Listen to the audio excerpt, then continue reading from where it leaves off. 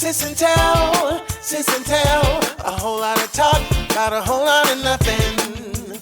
Amanda does stand up, Alison's on TV, and when they hop on the phone, it's the place you wanna be. Sis and Tell. Hey, Allie. Hey, man, what's going on? So I got an interesting email from a police officer in the city of Decatur. Are you in trouble? Are you arrested? Did you So break the law? Are you going to jail? Do you need bail money?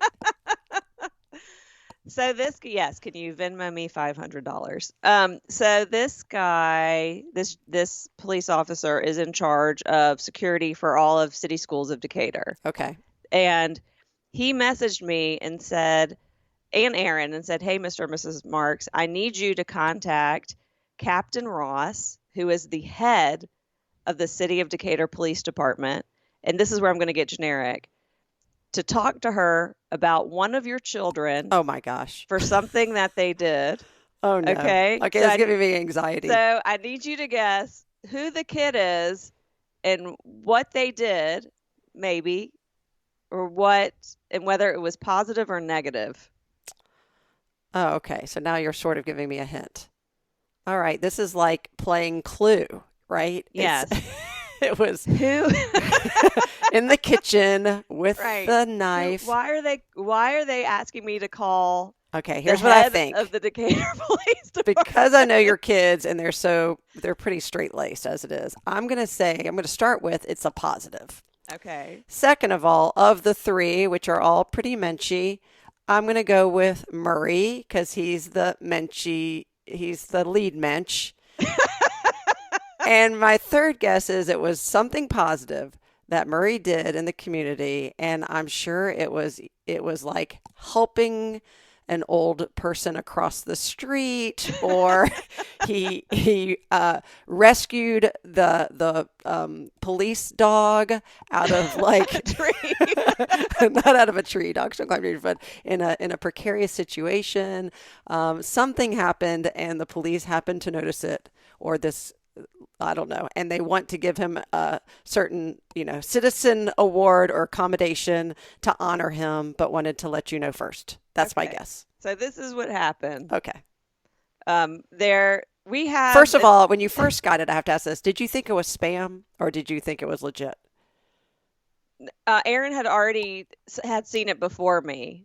So, Okay. and I knew it was legit because I know the officer. We've known him for years. Oh, I didn't know you knew the officer. Yes, like he sits out in front of the middle school. Okay. So we know him. He hasn't that officer hasn't. And then he shows up in random places. Okay. We're in 4 square miles, Right. right? Where they call it where Mayberry meets Berkeley. Okay. That's Decatur.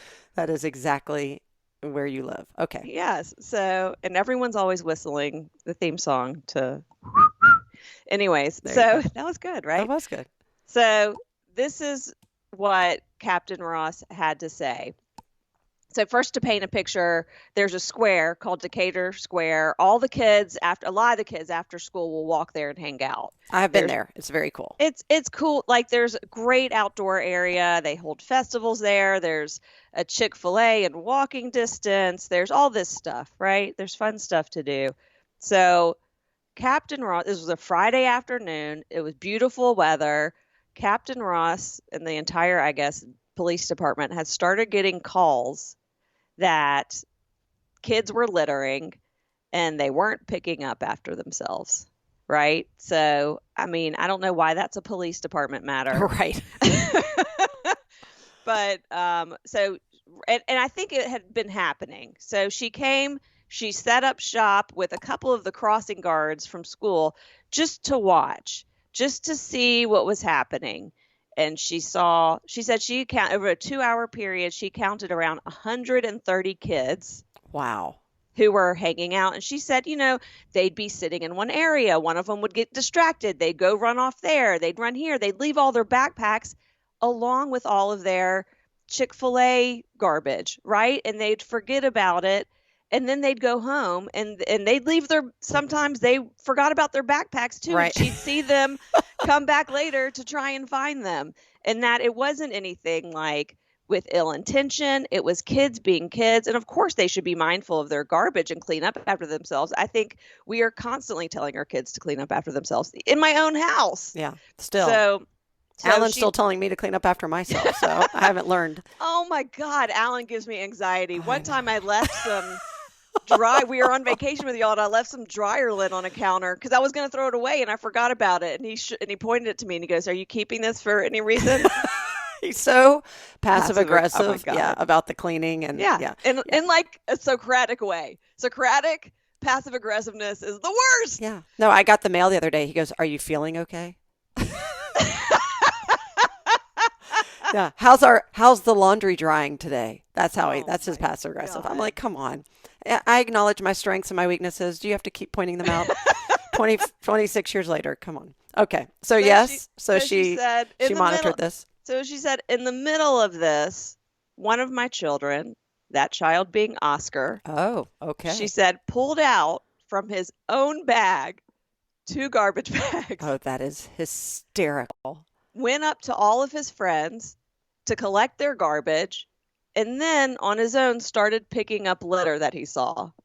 How did he know? Had he been also monitoring the situation? So what happened was... I mean, of all the days for him to do that when she was there. Yes. So what happened is therefore, you know how when you're in middle school, you come up with these grandiose ideas and you're like with your friends and you're like, we're going to do this awesome thing. Yeah. So a couple of the boys from Oscar and Ruby's friend group, they're twins, as you know, but to the listeners, had this grandiose idea of having a pizza party at this, in this church parking lot, right? Which lets them have stuff, right? They don't care. They go skating there and stuff. So they were going to go pick up Fellini's, and then Oscar wanted to be because his friends were going to go pick up the pizza. He's like, I would like to be in charge of the drinks, Mommy. Can you go get drinks? And I went to go, and he said, I need cups. And he had other friends who were getting like all the chips.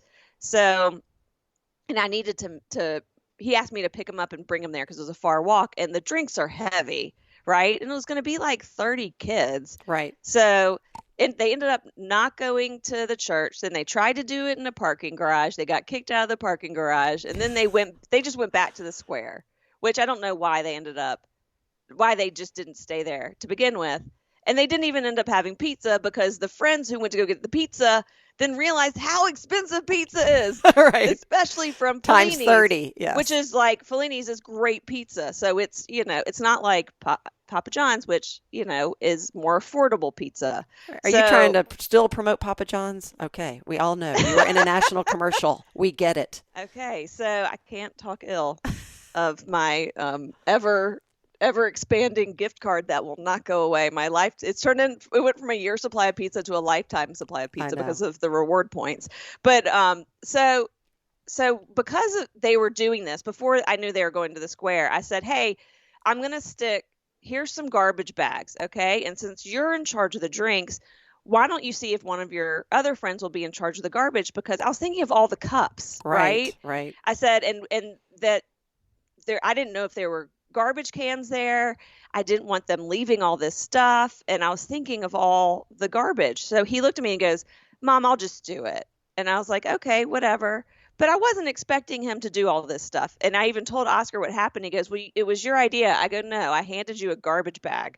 You did the rest. Like for a 12-year-old to go up to his friends and collect garbage and say, here, put in here, and then spend time when everyone else is socializing. Right. Picking up garbage, and he happened to do it in front of the head of.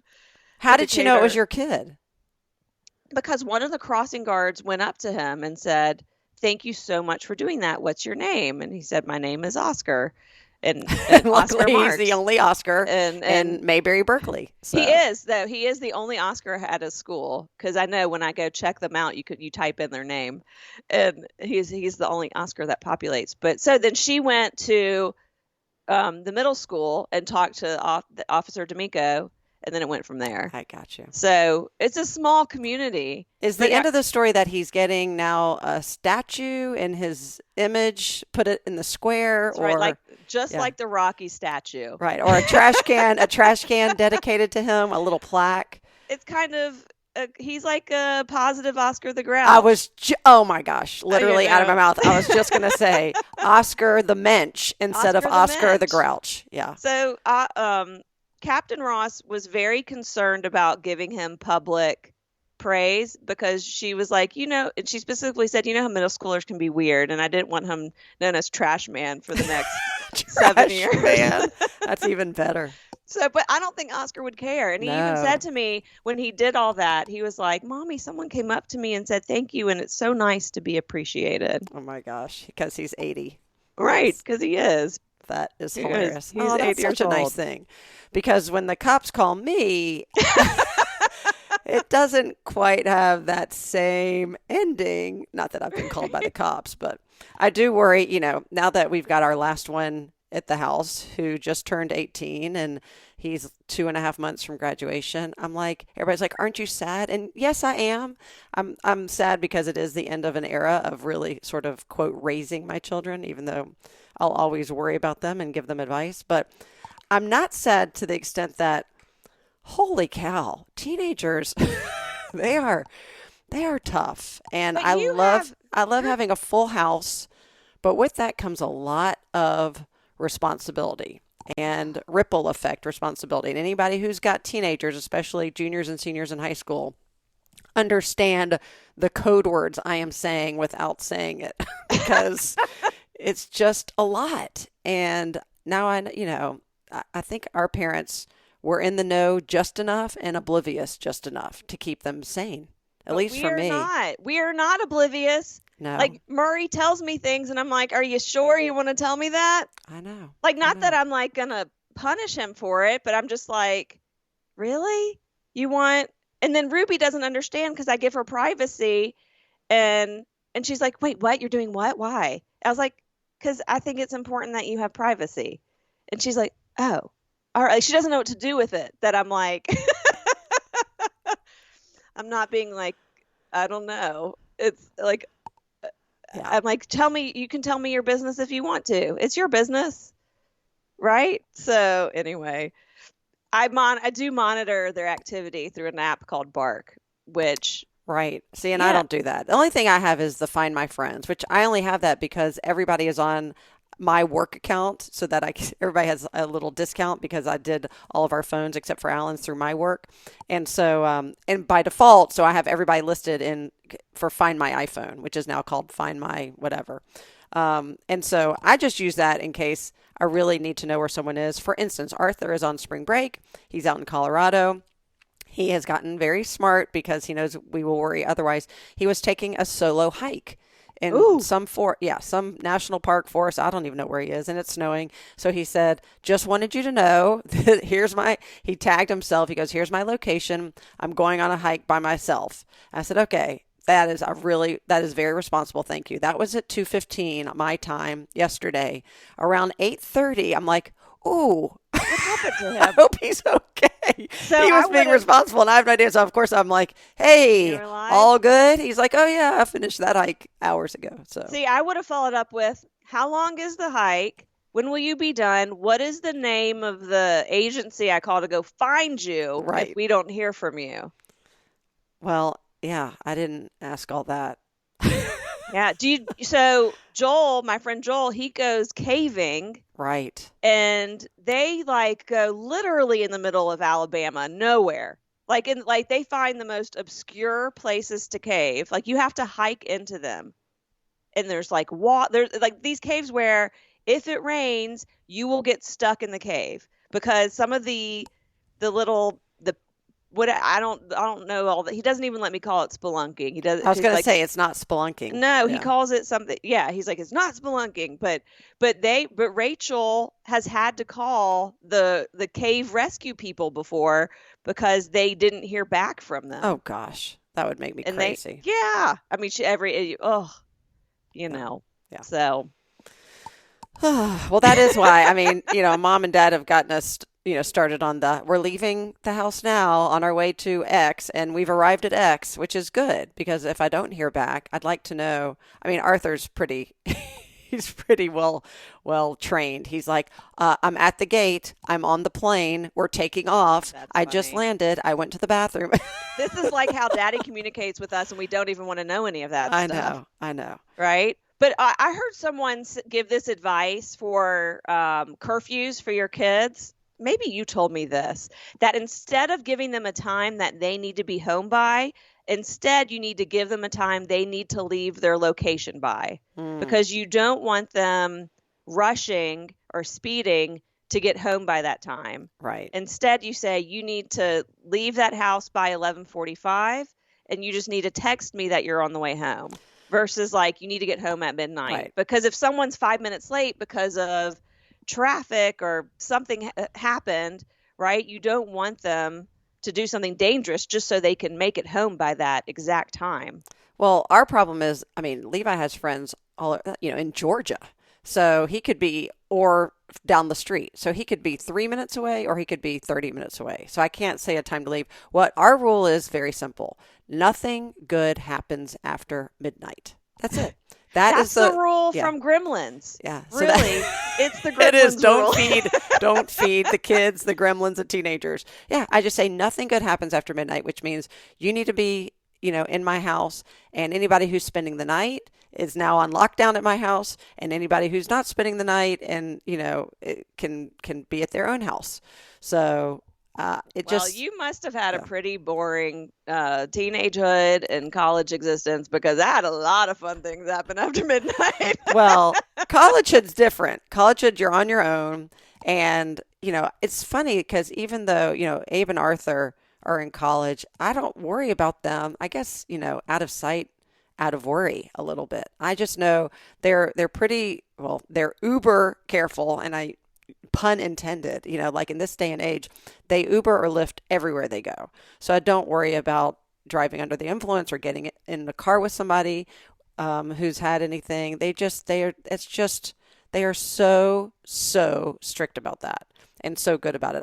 I've told them I will pay your Lyft or Uber bills for the rest of your lives as long as I know you're safe and getting from point A to point B safely. But what age can kids can they have their own Uber app? I think at 18. At 18. Yeah, I think technically you're not even supposed to use Uber below 18. I know a lot of kids do it. A lot of parents will do Uber for their kids, and I don't blame them. I think technically, you'll have to double check, anybody who wants to Google this, but I think technically once you're a technical adult, which is 18, that you can use Uber or Lyft. Yeah. So anyway, I don't worry about that. And Levi, I mean, when I was in high school, I'm pretty sure I had a curfew of 11 or 12. By the time they got to you, I don't even think you had a curfew. I'm pretty sure they were just glad to know you were around every few days. I think it just depends who I talk to. Right. Because Daddy was a lot more he was a lot more lenient than Mommy, and I could say, "Hey, can I be there at 12:15 instead of 12 o'clock?" And he was like, "Okay." I always told them where I was going. But I remember being home from college, and I was out at my friend's house, and she knew where I was, and Mommy freaked out because I was there so late. Yeah. And I was like, "I don't understand. Like, I'm in Boston roaming around the streets until 4 a.m. and now I'm home, and I told you where I was, but that's not okay." Right? Like, I understand that she had been worried, right? And we didn't have cell phones back then. Here's the thing. It's not that I don't trust Levi or any of my kids. I mean, I basically trust him. It's that it's like Mommy and Daddy. Like, I will be up. My body will keep me up until I know that they are safe somewhere, either my house or someone else's house. So until that happens, I am awake. So it really is selfish. It's about, I need sleep. I cannot be up till 4 a.m. waiting for you to get home so that I know that you're safe. It's not happening. But I was a mile away, literally. Yes. Then Mommy's just more cautious than Daddy, Yeah. She's a more what if, Just like, I know. Oh my God. What if? That rules my world. Well, and I told Levi, I always say to them, and I said to the other two, I will, no questions asked, pick you up anywhere you need. If you feel unsafe or you can't get home safely, I will get you. I will take you anywhere. If you don't want to drive, he's taken me up on it maybe once where I dropped them off at a concert. down the street. And then I think Alan picked them up. And that was, we're happy to do that. And I said, all of a sudden I had a flashback this weekend. I said, Papa, Daddy used to say that to us when we were little, at least to me when I was little, and to our friends. When we were little, when we were in high school. And when I think I was a sophomore, and we wanted to go to this party that the seniors were throwing. And so he'd always say, I'll drive you. You don't, and I was like, okay. So can you take me and all of my friends? He goes, okay. And so we piled into the Suburban. He drove us to this house.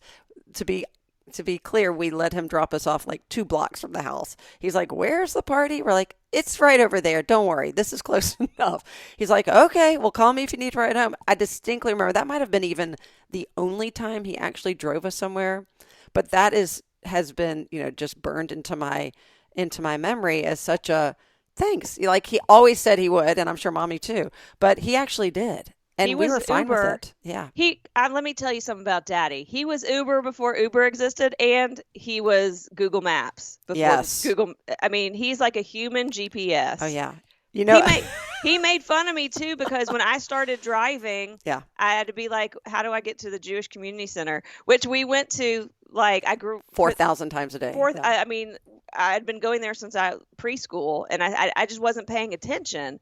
And I thought I had a really bad sense of direction, but really what happened was I wasn't paying attention. Right. Because when I married Aaron, I realized he has a bad sense of direction, and and I just need to pay attention, and I have a good sense of direction. He's like, we go left there, and I'm like, no, we go right. Like, literally, I'm like, Aaron, whatever you think it is, do the opposite. And he also thinks signs are lying to us. So I'm like, Aaron, there's the exit. He goes, that doesn't seem right. I'm like, they're not like putting a sign there to trick you. Right, they're not trying to trick you. It's a test. They didn't make a mistake when they put that there. That is our exit.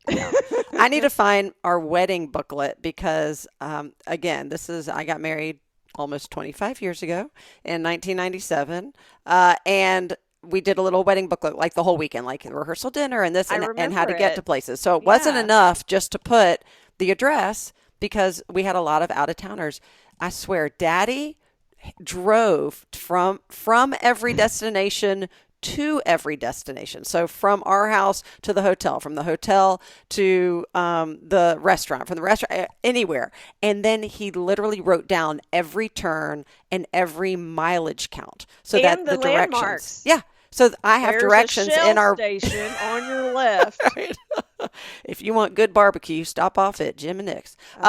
So literally in our booklet, it has not just the address and directions and what time to be there, but play by play. He was Google Maps before it existed. He could have done that for a living. If you think about all the jobs Dad could have invented, that he was already doing, and he just didn't know that it would one day be, I don't know. He should have, if that didn't exist now, I would say he should retire at AAA and be one of those guys. Do you remember going to AAA and getting them to do your triptych? The triptych with all the highlighted. Yeah. They would go through everything or Daddy should work in like a visitor's bureau. Yeah. Right? Where they like tell you how to get to places. Yeah. People who, younger generation, if there is anybody younger than us listening to this podcast, you have no idea how lucky you are with Google Maps and Waze and all of these apps that tell you where to go. And now I can't live without that triptych we used to do when Stephanie Meyerson and I went across country after graduation from college and went to AAA. It was like a 500-page binder, and it literally, you flip the pages and your route was highlighted in yellow Sharpie, and then you just keep turning, and you had to follow literally a map as you were going. This feels so foreign, but also, that was the way you got around. Then the advanced version of that was MapQuest, which gave you directions online, but we didn't have smartphones back then, so we had to print those out like our own triptych. And talk about dangerous. I remember like trying to drive somewhere I didn't know, and I'm freaking flipping through these pages being like, did I do that turn yet? Yeah. Like Here's the other thing I realized. So when I moved to Atlanta, when Alan and I were dating, so this was 1996, and I lived with Uncle Billy. So he had a house, on Peachtree Dunwoody, right in Buckhead. And I had a certain, I knew how to get to work. I worked at Coke. I knew one way to get to work. I knew one way to get to Roswell Boulevard. I knew one way, there were certain ways that you go the way you know. And I knew how to get to the highway, etc. So fast forward, now my friend Jennifer lives, when I tell you, 2 blocks from Uncle Billy's old house, where his old house used to be, because it's torn down. And I follow ways to get to her house. It takes me this cockamamie way. Of course, it saves me 20 minutes. And I always think to myself, I had no idea. Like, it never dawned on me to go this way, to take, this highway and go the back road versus just the straight line approach, 75 to West Paces Ferry to, it is unbelievable how much time I am saving with these apps and how much time I lost back in the 90s. I'd like to get that back now, please. Thank you, technology. Thank you, technology. And speaking of all this technology that's saving us time, I had a thought the other day of a future career move. Oh, can we just write, like, you need like a book at this point to no, reference? This is a good one. I want to know how you become a tech support person, because my thinking is really technology has changed the way that tech support works. Like, I think there used to be these call centers, of course, and even, some of them abroad, domestic, etc. I think now they're just people hanging out in their living room, and they get a ding, and then they go help the person, and then they go back to binging Netflix. I could do that. Or doing I'm the pretty dishes. savvy. Yeah. Well, can you do that? Is that how it works? I don't know. I do think there are more work from home jobs, and probably all those customer service jobs, whether it's tech support or otherwise, you can do from your house, and they can attract more people and probably pay them less. Yeah. Because of that benefit. I pride myself on being able to fix things, whether it's tech or something that I can put together or take apart, like in my house. Like, I'm really good at fixing things. And we started having problems with the microwave that was brand new. And I noticed that the lights under the microwave, it's an above the range microwave, they went out after 6 months, which I thought was weird, right? So I went and bought new bulbs and replaced them. And the bulbs worked for like 24 hours, and then they went out. So I was like, something's wrong with the microwave. So luckily it was still under warranty. And I had this repair person come, and he checks them, and he goes, the bulbs weren't screwed in all the way.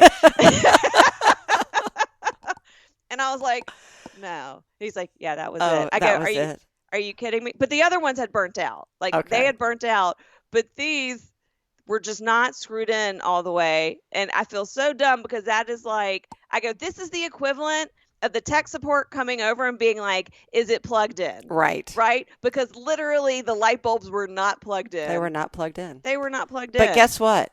I think I'm really good at fixing stuff too. Maybe we're onto something here, because maybe we should start our own fix-it company. Yeah. Sis and Fix. Fix and Sis. Yeah. Fix and tell. In fact, because we'll fix it, and then we'll tell everyone that we fixed it. Well, we're so proud of ourselves. You can see behind me in my office, I have these panes of like mirrored panes. That's sort of, usually you put those in I don't know, but those are my cabinet doors, and they're being held together by these, I don't even know, some type of device, we'll just call it. And I opened one of the doors the other day, and the whole pane fell out. 2 of the things had broken. Luckily, I was quick enough to catch it before the mirror broke, so I saved that. But then I grabbed the 2 that were not broken and took them to Ace Hardware, because they can match anything. And immediately, I go down the aisle. You only have to look clueless for about 10 seconds before someone says, "Hi, can I help you?" I said, "Yes, I need to replace these that hold together the pane in my cabinet." I stumped the guy. He kind of knew what I was looking for, but had no replacement. So finally, he just left me in this aisle. I mean, this guy goes, "Look, I've worked here for 30 years. If I don't know off the top of my head, it's probably not here, but this is the section where it would be if you think you can find something that's going to match it." Did you bring the one that fell off? Yeah. And it was a clear plastic one. I ended up getting 2 metal, and I really wanted to replace it with metal, not plastic. So I found these 2 metal parts that I thought these could work. One of them was not the right one at all. I totally misjudged. The other one was perfect. I have retrofitted one whole pane, and now I'm looking around my office, and I have to go buy like 30 more. I mean, they're 50 cents, so it's not. Go replace them. But I'm going to go replace them. But now I'm like unscrewing them, and I'm like, I really need an electric screwdriver or a drill. It's called a drill. I'm adding to my arsenal. I've got everything, You right? don't have a drill? I don't think so. I don't think I have a drill, but okay, if you have one though, we can start that as our Sis and Fix inventory. Fix and tell. It's Fix gotta and be tell. Fix and tell. Oh, fix and tell. Yeah. I love it. I love it. Right? Because Okay. we'll start a whole new podcast about fixing stuff. Yeah. That's our reality show.